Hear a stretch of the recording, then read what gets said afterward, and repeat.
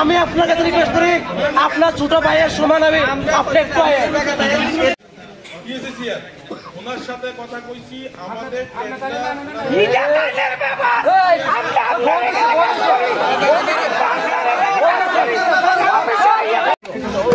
EPF আর বেতন সব দিছে, কিন্তু ইপিএফ থেকে আমরা টাকাও পাইছি না। এখন 18 মাস ধরে নে আবার 18 মাস কি কম নিয়ে ইপিএফ টাকা মালিক বাপ টাকা মাইরা খায়। আমি ইপিএফ রাং মারি নাই, বেতন সিমিয়া বেতন